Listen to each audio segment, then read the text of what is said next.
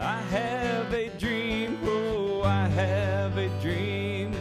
Red, white, and blue, fly free, fly free. I believe, oh, I believe. Will you dream with me? Good morning, everyone out there. Welcome to Changing Times. This is Wednesday, September the 21st. Tomorrow, Louie, is going to be the first day of fall. Can you believe it? And today we're going to have 90 plus degrees weather. I was really getting comfortable in that 79 degree. Well, tomorrow it's going to be around 70. Yes. Around 70 degrees tomorrow, maybe 72 in some of the areas in southwest Missouri. And then we're going to go back up a little bit, but it looks like we're going to start getting into some fall weather, and I think a lot of people are ready for that. Are you a pumpkin spice guy? I like pumpkin spice. My wife does. I like whatever she likes. That's the way you get along. I don't drink coffee, but if it's in a donut or something, I'm all for that. Oh yeah, add a donut, and I'll go for anything. But no, so welcome to Changing Times. Today, you see, I've got a long sleeve shirt on, and it's going to be 90 degrees. My wife said, "Why are you doing that?" And I said, "Well, because Don Blackard, my co-host, she was going to be here today, and we're supposed to wear black. We coordinate black or blue, and so she's sick this morning, and hopefully she doesn't have COVID, but she'll be back hopefully next Tuesday. But today, this is a really great thing. We're breaking a record today. You know, we've been doing this over a year and a half now, and we are so glad that you're tuning in today from all over the United States and around the world. But if you don't know, Louie Michael here, just right across from me, he is not only a substitute co-host and does a tremendous job. Nowhere near as pretty. No, you're not as pretty as Don, I'm telling you. So our ratings won't be as good today. All right. But we're going to try anyway. And then also we had you as our guest today. So you're going to have to ask yourself your questions or something. I wake up every day asking myself a lot of questions. Yeah, so I usually answer it. Yeah, so see, that's going to be part of our show because we're going to be talking. September is Suicide Prevention Month. And it goes on the whole month. And I was thinking about who our guests were going to be for the next 2 weeks. And then all of a sudden, I thought, I saw this. Suicide is Prevention Month, September. And we need to talk about it. We need to be thinking about it, praying about it. We need to keep trying to make a difference in other people's lives. Pay attention to them, listen to them, give them hope.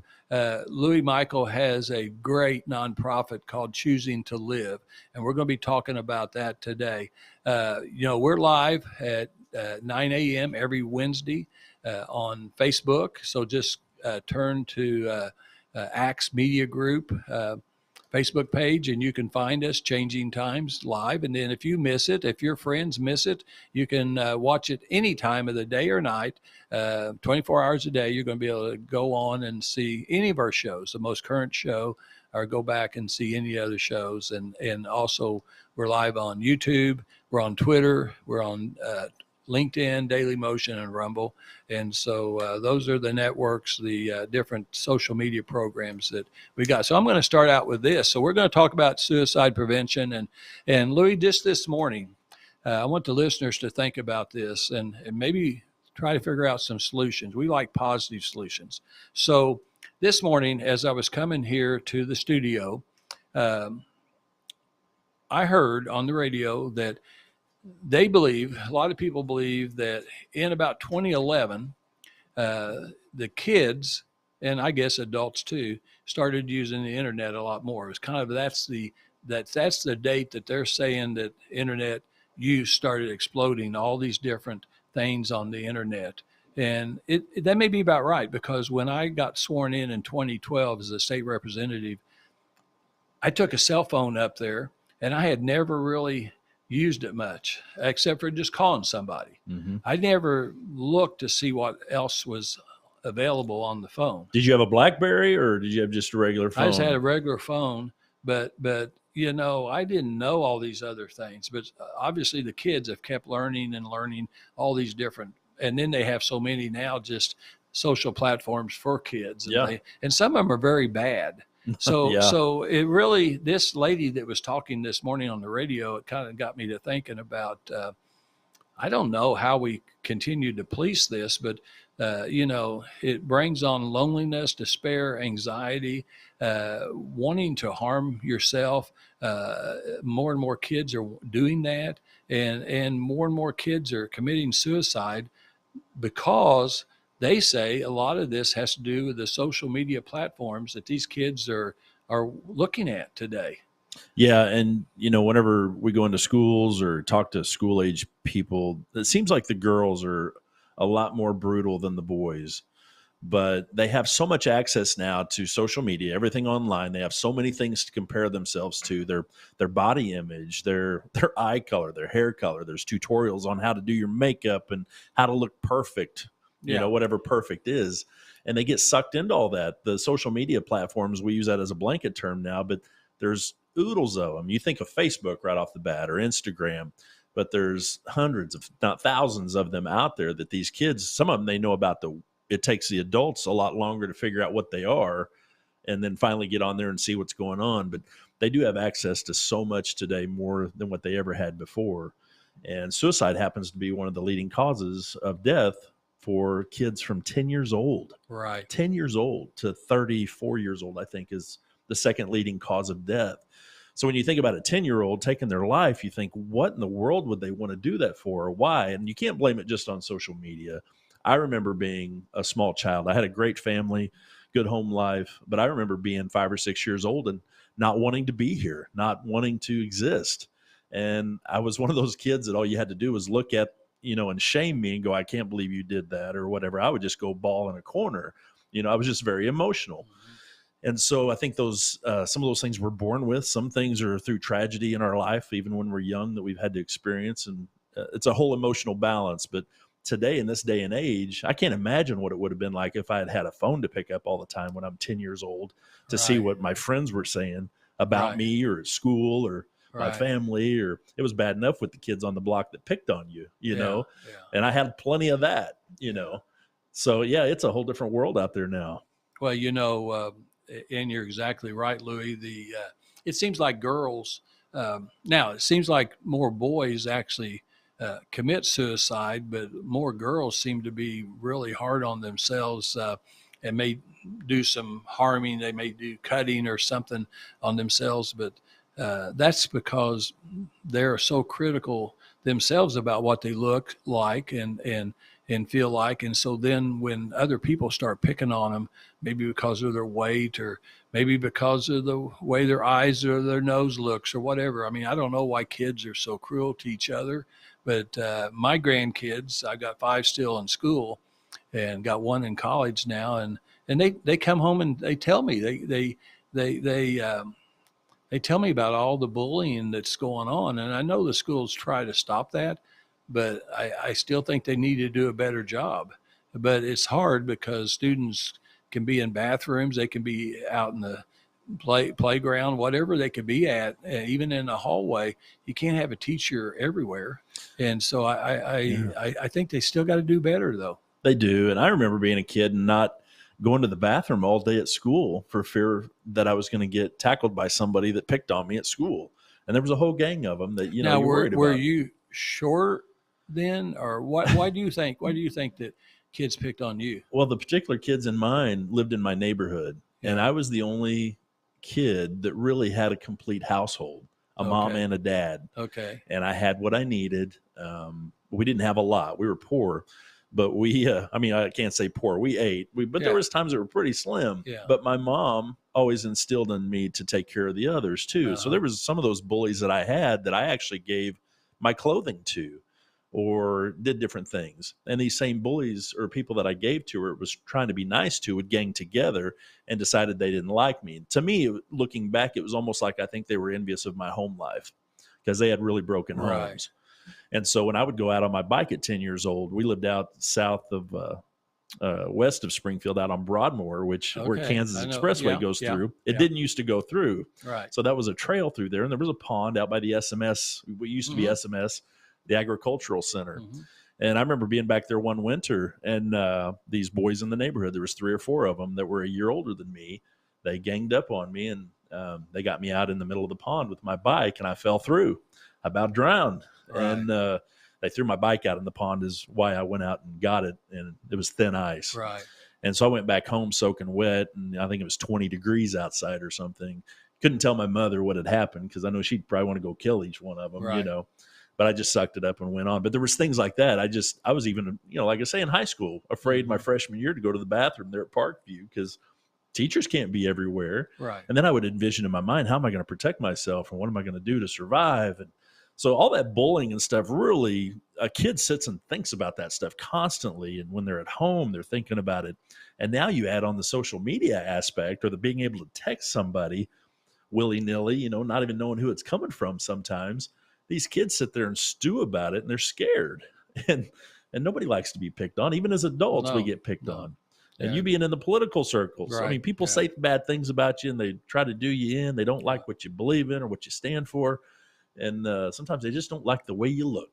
Louie, I remember one time, I don't remember which race it was, a state rep, but it was while I was running for one of my terms as state rep. And this really turned the tide because I was, especially my wife, she hated negative comments, okay? And everybody should hate negative comments about your family. But it just really got to her. It didn't really bother me too much. But thank goodness I had a lady from St. Louis. So that's not my district, okay? Southwest Missouri is not even close to St. Louis, 3-hour drive. But anyway, she had a really negative Facebook post on one of my posts about voting for me. And what turned the tide where I didn't bother, it didn't bother me what people said was when she posted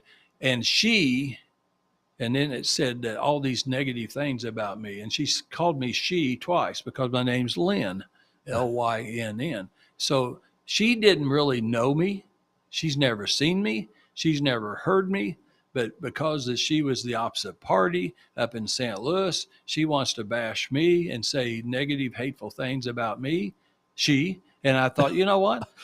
It helped me. It helped me get through all the negative things because I discovered quickly after that, a lot of those negative things, some of them were from local, but a lot of that stuff comes from another state.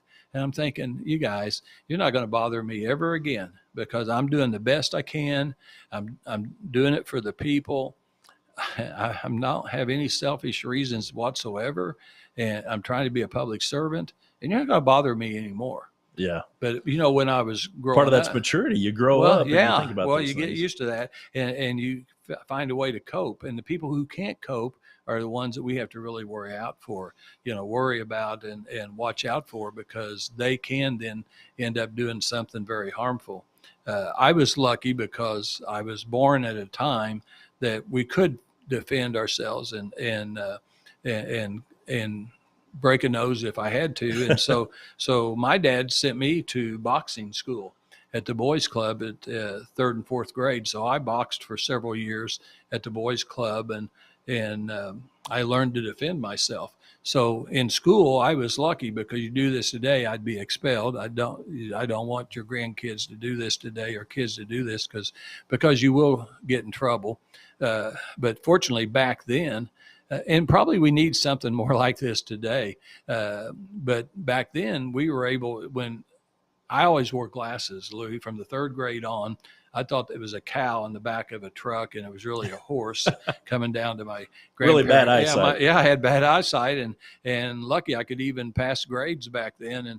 And discovered that when my parents were driving to Mountain Home, Arkansas, to see my brother and our grandparents, and so they thought I was kidding, and I wasn't kidding. I took an eye test, and they said, "Oh, your son needs to wear glasses."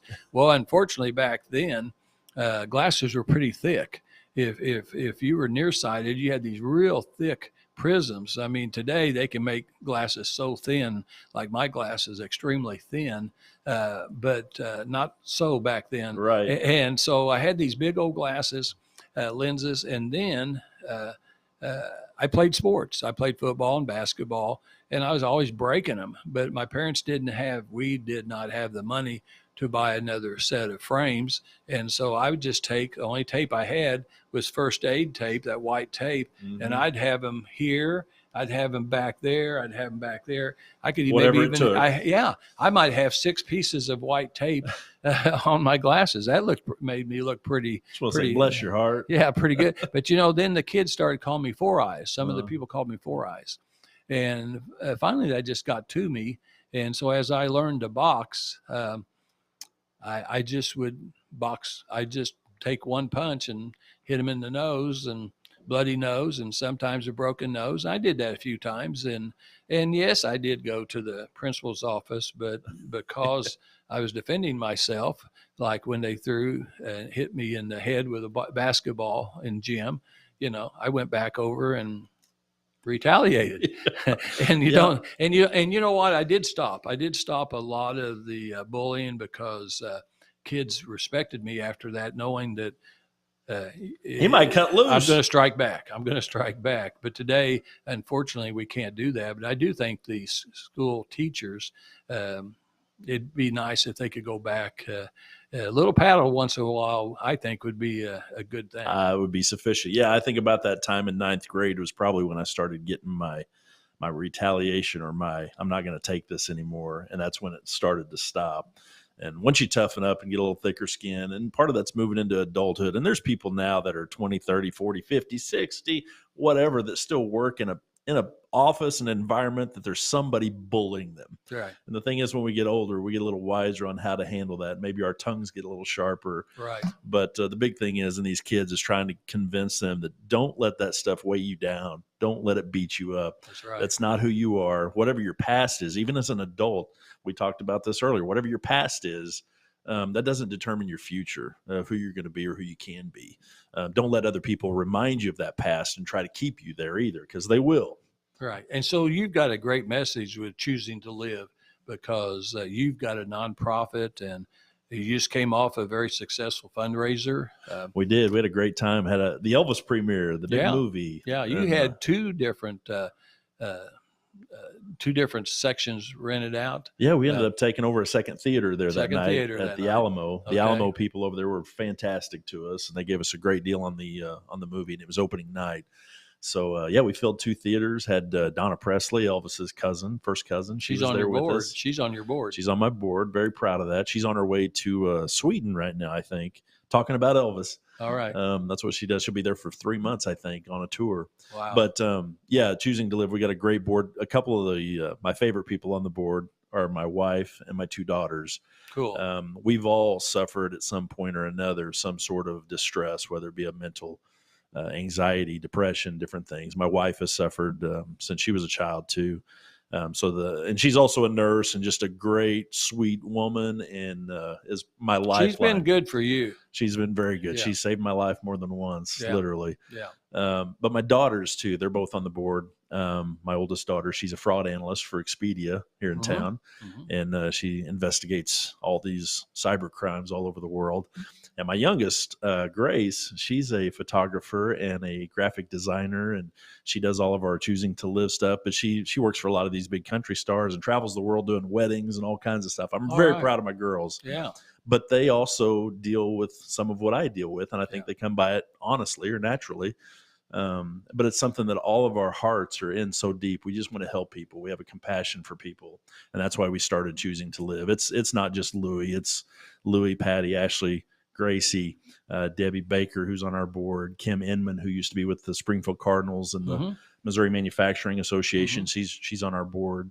Dr. John Brown from Mercy, his sister is now part of our board too. Sansi Brown, she was Miss Missouri at one time. Okay. And of course, Donna Presley. I'm just extremely proud of all these people because they have a huge heart and big compassion for other people. So our goal is to not only offer tools out there, basically on our website at neversuicide.org. We have tons of tools on there you can go to. Unfortunately, when you get into a nonprofit, you have to raise money. Right. So that's one of the things we try to do. We have an event. This was our first event, the Elvis deal. We're going to have more in the future, but our goal is to set up programs for people that aren't only suicidal, but also the people that what I call the collateral damage, the people that are left behind, which is a horrible place to be in. I've met a lot of people on my journey the last 20 years even, since I've been really talking about Choosing to Live. This wasn't always a nonprofit. It's just always something that's been on my heart because I too have tried to take my life at one time when I was younger and have had those suicidal tendencies and thoughts about it. For a long time, it wasn't a matter of when or if, it was a matter of when. I think I've gotten past that. Of course, I just want to give other people those tools and that hope that, Right. you can still live a life and have a big life, live big. I'm one of those, I believe in living big, live flashy, live, do whatever you dream of doing. There's so much that you can do out there. I always tell everybody, if you think about taking your life and things are so bad at home and your situation and your job, run away, go start a new life in Vermont or something like those Hallmark movies, marry some woman that owns a Christmas tree farm or vice versa. And, live a whole different life. Just try something different, but don't take your life. Right. You can experience so much in this world and there's so much to offer. God's there with you every day of your walk. He knows what you're suffering from. And people don't just wake up one day and go, they just want to kill themselves. They're trying to extinguish the pain that they feel.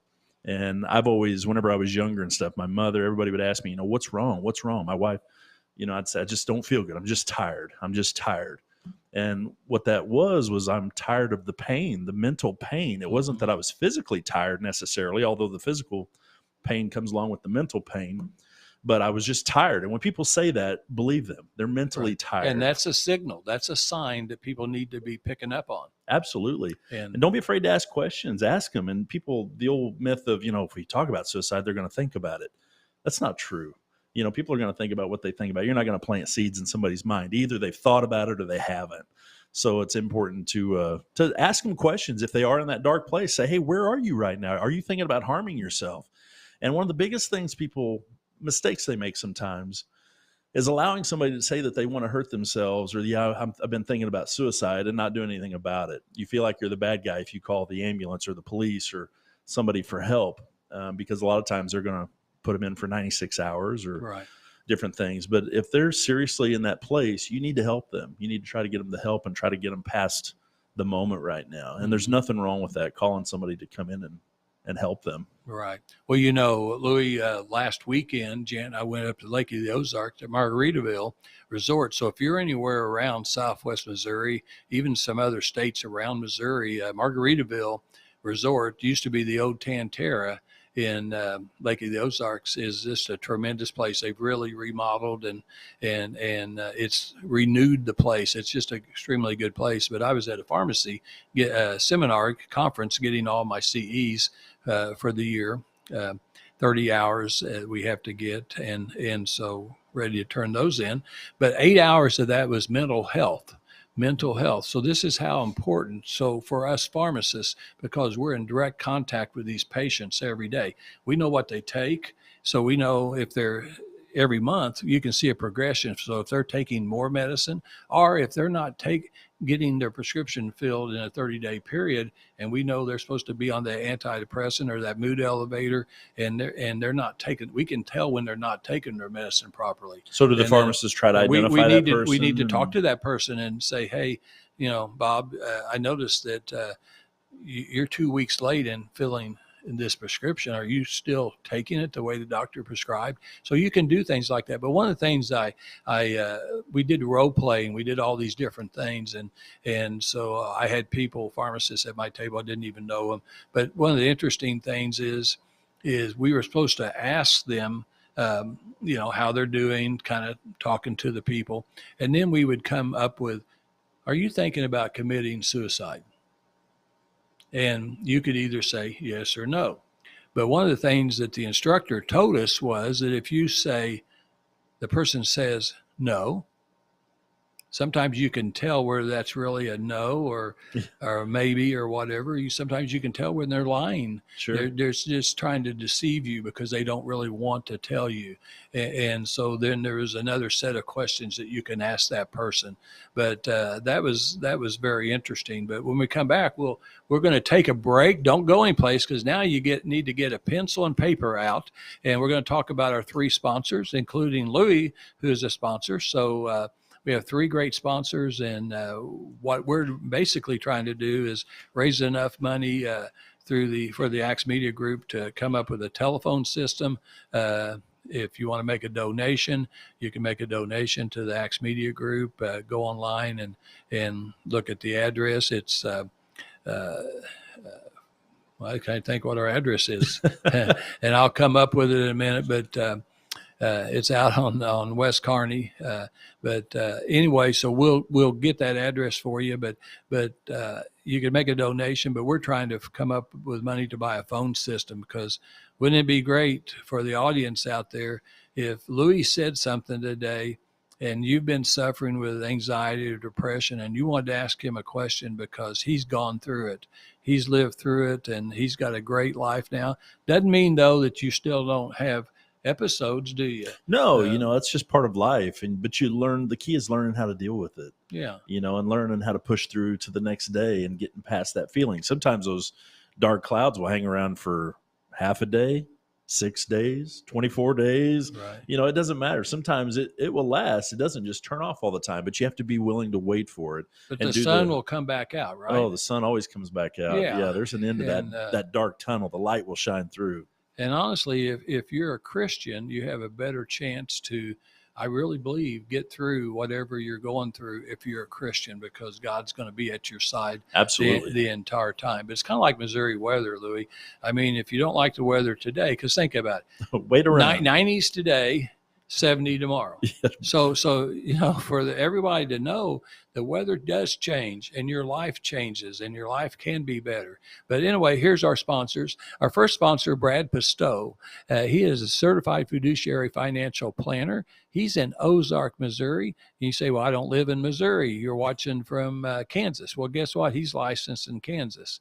He's licensed in Oklahoma, Missouri. But he has associates in the other 47 states. So he can hook you up with somebody that believes in the same things that he does. His telephone number is important, 417-581-9222, 9222, 581-9222. If you call that number, either Lisa or Hunter will answer the phone, and they're going to hook you up with some free material. They're going to give you either one or both of his books. You can get both of them. The first book was a Amazon bestseller retirement book, Safe Money Matters. He's got a new book. He came out in December of last year called Bulletproof. It's just a continuation of policies and philosophies in retirement planning.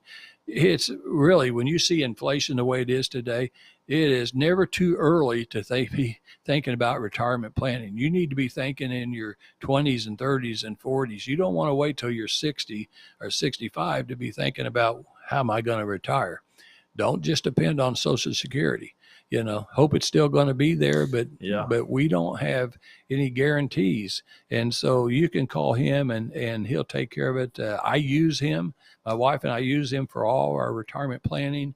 I would not recommend somebody that I didn't use. You are a customer. I am a customer. He's not only a sponsor, but you are a customer. I had to ask him an insurance question yesterday because I'm going to cash out a policy that I don't need. It's not a very big policy, just a $70,000 whole life policy. But I wanted to know if I was going to have a tax, have to pay any taxes on that $70,000, and no, I don't. And so it's just nice to be able to ask questions. And so, because I was going to put that money, some in retirement, but some to do home improvements and stuff like that. But I didn't want to go borrow any money. I had that policy. I don't need that policy. I've got other policies to take care of death benefits and stuff like that. So it's just good to be able to get on the phone, call him, and he'll help you. And Brad Pistow. Are they really good about just people? Because I know myself, sometimes when you call, it's a little daunting because you feel like you know nothing. Well, that's okay. Are they real patient with you? Oh, yeah. I tell you what, he used to be a youth minister. He actually went through college at Southwest Baptist in Bolivar and was going to be a youth pastor and then moved to Dallas, and he was doing that and did that for several years. And then his dad was always a broker in securities. And so I think finally he went to that. He's been very good at it. He's one of the best financial planners in the country. I mean, right here in Southwest Missouri. So That's great. we're so lucky. Our next sponsor, Youngblood Motor Group, they are the longest owned family business in auto business in Southwest Missouri, 43 plus years, right here in the Springfield area. They have a new car lot on South Campbell, and right across the street on South Campbell is over 150 used cars.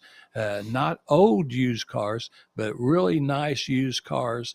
A lot of them are certified cars, and that means they have a guarantee warranty on them and things like that. And so new cars cost so much today. A lot of people are going to used cars. I usually buy a new car with low miles, Like somewhere. a demo or Yeah, something. yeah. My last car, 4,800 miles, Yeah. but I saved quite a bit of money. My car before that, 8,200 miles. Mhm. And so, I mean, 8,200 miles is not even broke in yet, No. but that's why you buy them. And then and you're save a lot of money that saving way. a lot of deflation that they're gonna the value is just gonna deflate when you drive off. I've seen you driving around. You got some Yeah. nice vehicles. Well, Where are you getting those at? Well, I bought them for John Youngblood. He's got some John nice Whittaker. autos. So I mean, these are the guys I buy from. Again, I wouldn't talk about their service and recommend them if I didn't use them. But the last two cars I bought from these guys, and so they're extremely good. And their phone number is 417-882 3838 882 3838. If you're anywhere and a good in Southwest Missouri, you give them a call. The good thing about this, Louie, is we've talked about this before, but you don't even have to go on the lot. You don't even have to talk to a salesman if you don't want to. You can buy your car online. You can do your trade online. You can do everything online, and you'll know what your payment is, everything. And then they'll deliver the car to you, park it in the driveway. You've got a 72-hour guarantee. If you don't like that car, you can call them back up. Maybe it's too small after you get your wife and the luggage in there and the kids in the back seat. And you say, bring me that 6-seater over. Yeah, you can say, I need a little bit bigger car, and then you can go through the same process again. So they're going to make sure that you're pleased with your purchase. I don't think anybody else does that. So that's good. And then guess what? Our third sponsor is Louie Michael. And so Louie Michael, for you all that don't know, he works, he's a realtor. You're a realtor. You sell homes and then you help people buy homes. I mean, you work both ways. And I tell you what, you wouldn't want a harder worker, more honest person than Louie Michael. And I've called him several times during the daytime, and he always gets back. He sends that little message. I'm on the phone. I'm out in the woods showing somebody a property. I remember one day you were on some farmland. I was showing you were showing some property. So you do sell land and farms, and you sell homes and in neighborhoods, and you do all that. And then we got this new guarantee thing that we worked out with Louie, because Louie is the best Elvis impersonator probably in the country. He's just awesome. There was a day, maybe. He still sound exactly like Elvis, and you used to look like Elvis. Yeah, back when I could still fit in the jumpsuits. Yeah, well, you just did. I mean, I'm absolutely, your mannerisms, everything. I've seen the old videos, and you just were awesome. And then I saw a video of Patty when you guys were young, and she met you at an Elvis. Yeah, we actually met in Chicago, June 8th, 1990. That was 32 years ago. 32 years ago. Poor little girl. She was. She looked like Olivia Newton-John. If you want to see it, it's on YouTube. Pretty. She's pretty. She's beautiful. Yeah. She's still beautiful. Yeah. And she's still with me. I don't know what in the world she's thinking. But see, that's why, man, you can't be depressed, because you got two beautiful daughters, a beautiful wife. You have a lot to live for. But you know what? Everybody out there has something to live for. Absolutely. God created everybody differently. There's not two Louie Michaels, thank goodness, in this world. And thank goodness there's no two Lynn Morrises in this world. There is a reason that God created you, that you are actually born and you're living, and God has a purpose. Some people, it takes a long time to figure out what that purpose is. And that's okay. It is okay. There's nothing wrong with that. It's a journey. Life is a journey. You just have to go with it. But just like the Missouri weather, It could be bad one day and it could be good the next day. So you can't give up hope on that bad day because there's going to be a better day. But I just know that Louie Michael is the kind of guy. He works for the firm in Ozark, Missouri. And your phone number is 417-988-1086. 417-988 Somebody's calling right now. 1086. And here's the deal. Like I said, if he's busy showing property, he's going to call you right back. And usually I get this text that says, I'm on the phone right now. Yeah, I'm on the phone. I'm out in the field, but I'll call you back. And he does. He calls you back, and so it's great. And so what I was going to say was, if you buy a home, Back to that in a neighborhood, back to this idea. We kind of created it here on air. So if you buy a home, then and you want to meet your neighbors around and become a hero very quickly, and be the neighbor that everybody wants to be around, he's going to do an Elvis show for you in your backyard. And you can provide the refreshments for everyone. Neighborhood block party. And it's going to be a neighborhood, and it'll be the best and coolest neighborhood block party that they've ever had. I won't be trying to get into a jumpsuit or anything, just so you know. No, but you're going to sound like Elvis, and that's going to be really cool. So that's another reason why to buy a home. Yeah, there you go. From Louie Michael. So there's the inventory starting to come up a little bit, but it's still, there's not much out there to pick from, but it's starting to change a little bit. We're starting to see some things move a little bit, and it's still a great time to sell your house. So call me if you're ready to list. So the interest rates are still not, I guess they're going to raise the interest rates this Friday, either 3/4 or 1%. I mean, as they keep raising it, it's going to make it harder for those down payments and monthly payments. And it's still not a bad interest rate if you look at it. It's not as good. It doesn't sound as appealing as 2% or 3%. 2 or 3%. But you probably remember the days, and I do too, when it was a lot higher. I remember paying over 11% one time. Right. This 6% still. Yeah, when I had family pharmacy back in the 70s, it went up to 18.5%, 20% on my business loans. Man. And so how are you going to make a profit at that type? I mean, we hung on. That's what you have to do. You just have to hang on and pray, and we'll get through it. But, see, that's the thing. It's like suicide. Everything in your life, and it's biblical, and everything is here to pass. It says in the Bible, this too shall pass. Our relationships pass, our lives pass, all that happens too soon anyway. Our houses are here to pass. Our businesses are here to pass. It gets passed on or sold, or things change, the fruit you eat, whatever. Everything's here to pass. Right. And so just hold on. It will pass. I promise. Yeah. So just I'm hoping that this show, and not just today, but every time that Don and I or Louie does a show, we want to make sure that people have hope. We have hope. We always try to be positive on this show. For 45 minutes, we want to be positive because, gosh, everybody, if you watch the news, it's pretty negative. It's just pretty negative. Just pick up your phone, the social media. Everything's negative. Somebody's got something negative. All the headlines are negative. And then listen to the radio and listen to the news when it cycles every hour and things like that. Most of it's negative.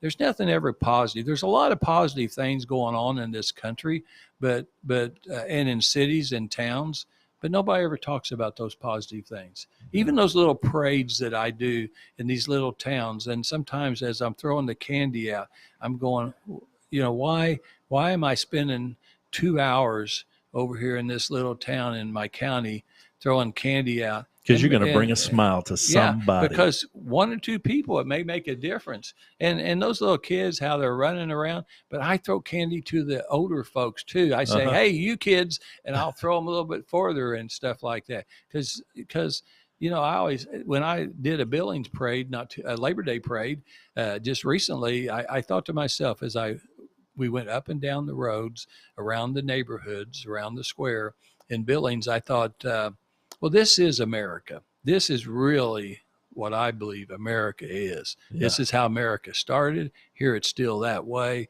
And these smaller towns have such a great feel.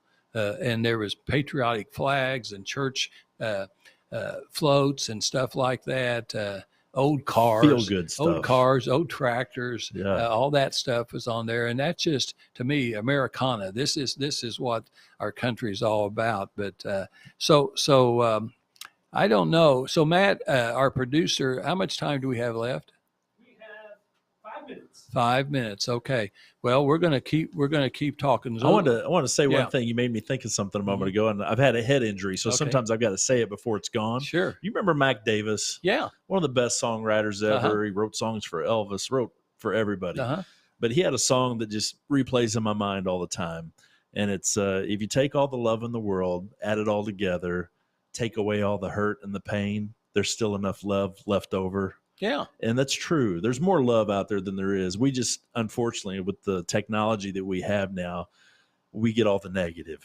Yeah. Anytime there's a shooting, stabbing, somebody Right. hurt, somebody breaks crimes, whatever, Right. we get that first, Yeah. unfortunately. But if you look around you, there's a whole lot more love out there. So just reach out. If you're not feeling that love, feel around you or reach out to somebody. Yeah. Yeah. And always reach out to someone.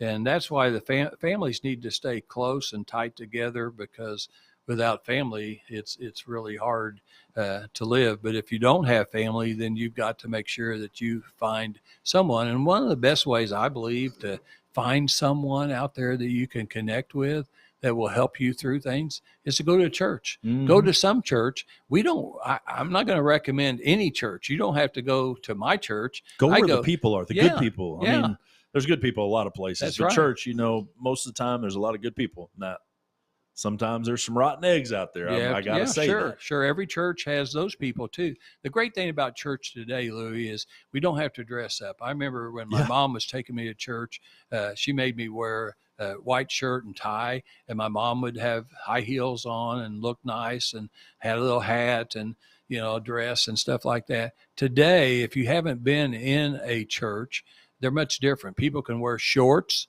They can wear T-shirts, flip-flops. They can wear. They can just come. Jesus didn't have on a suit and tie. No, he didn't. He did a Or lot. a haircut. He did a lot. He did a lot of good things, and he didn't dress up. Absolutely. Did he? And so I really like that. And then we're gonna have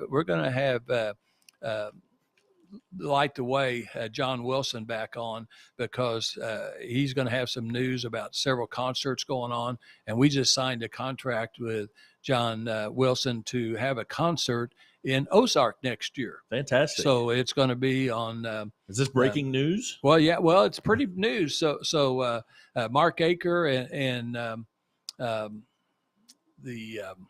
now my mind is bothering me today. So Mark Aker, and he's married to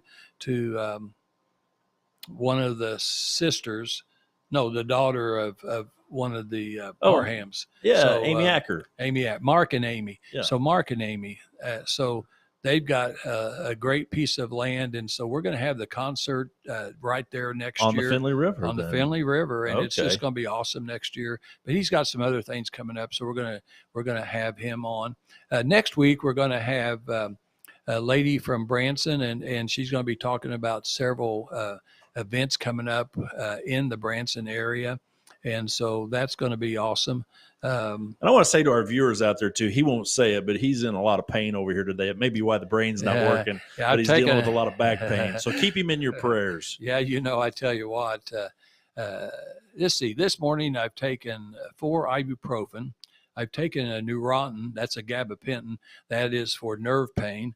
I've taken a Vicodin, oxycodone, so that's 5 milligrams of oxycodone. Don't be signing any contracts this morning.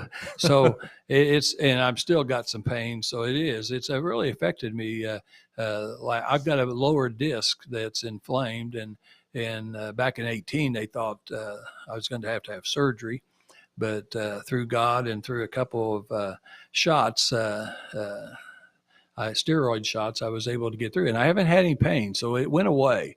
But now it's back, and we're going to wait till October 5th to get in to see a doctor, and then hopefully we'll get some steroid shots again, and we'll be back to normal. But I'll tell you what, it affects you. It affects everything you do. It does. There's nothing worse. But It's horrible anyway, pain. but I'm still working and trying to do what I have to do every day. And so anyway, we'll be back next Wednesday. Hey, we appreciate everybody tuning in today, and everyone have a great rest of the week. Bye-bye. Bye. 1, 2, 3. Can I get a hoorah from a patriot like me?